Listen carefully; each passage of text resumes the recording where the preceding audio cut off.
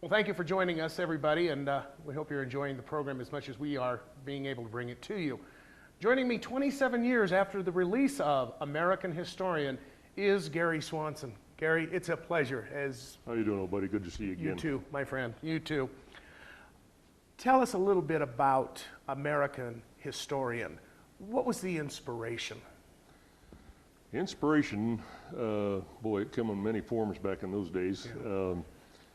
We were trying to put together a fairly decent little wildlife film and see if we could look at wildlife through the eyes of an artist. Perhaps pass something on that happens inside of me when I am out, when I'm trying to find a great painting to put down. And I just got together with old Brad, and he says, you know what, I think that's a great idea. Basil Bradbury was Yes. a friend of mine back then in the old days, and he said, you know, I think we got something here. We might be able to put something together here. How many trips to the various, refuge and parks and things did you guys have to make in the 70s to make that possible? Oh, boy. There was probably, I'm gonna have to try and really scratch my brain, but somewhere between 24, 28 to 30 trips. And that's kind of the minimums. Yeah, yeah. But because we were covering a pretty good size piece of territory, we started some of that in Arizona and then on up to Montana, Wyoming, British Columbia, Southeast Alaska for a little bit, and then on up to Central Alaska, and we made quite a few trips into Central Alaska. Unfortunately, probably the days before they had frequent flyer miles, that's, right? that was the bad part, yeah. You guys, Basil's eye for cinematography, and I know you shot a lot of this as well yourself. You can't put the animals there every time, so sometimes they were a dry run too, I would imagine, weren't they?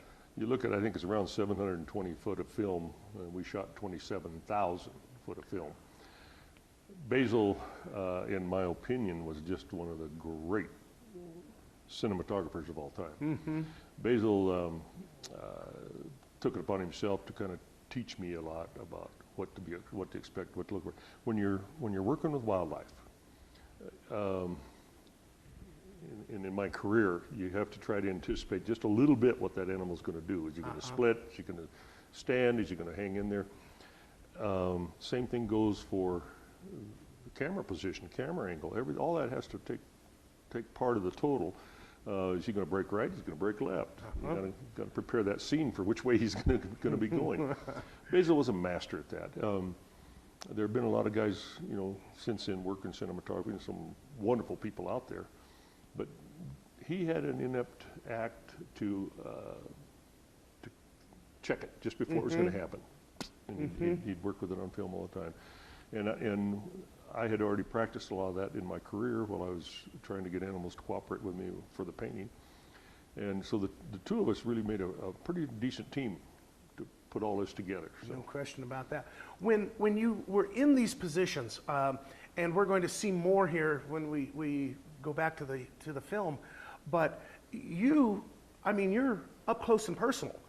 Was this you and your style before? Was this part of the reason why your paintings we have people look at it and say, my goodness, he's even got the evil twin in his eye that he's going to get you. Was this part of the career before, getting that close to those animals? This may be a long answer. Okay. But when you, let me tell you what in my career, what I paint. Okay. Perhaps you've experienced when you walk along a beach or you're climbing a mountain and all of a sudden the sun hits everything just right, and oh, wow, that's beautiful.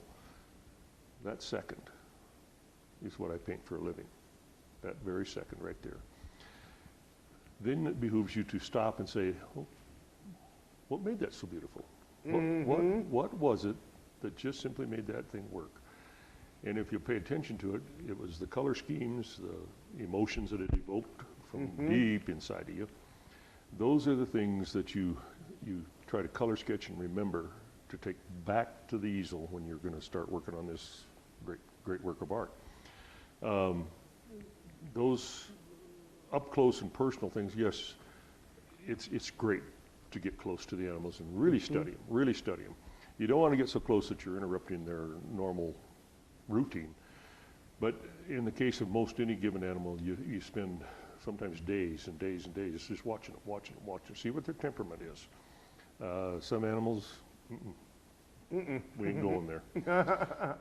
You don't guess that. Well, but you don't guess that right every time. Yeah, I was going to say, they haven't actually seen everything that we're still about to present. So there are some pretty close calls in some of these areas. Sometimes that goes backwards on you. I noticed that, oftentimes you were not as much as I would have expected out there with a camera. You didn't really. I mean, you were... Did a lot of sketch work, done a little field You were sketching. on the fly. I mean, you could see the muscle tone in the animals. You can see, that if they had a stray hair, you were catching it. You have to do that.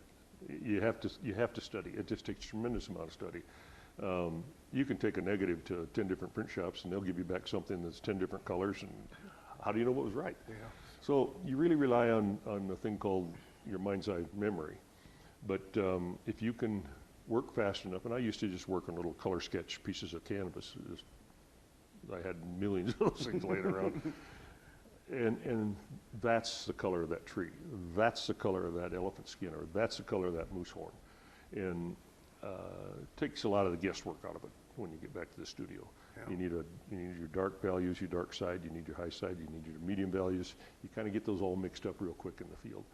And so those are the things that you like to put in your little backpack and take on home, and you feel fairly satisfied that you can get it later on. You can go back to it. Outstanding. Let's let everybody get back to the video, because when we come back, as you're going to see, there's some close calls in here, even with American Historian, that anybody that has been up close and personal to any of these animals would look at and say, I'm not sure why he did that.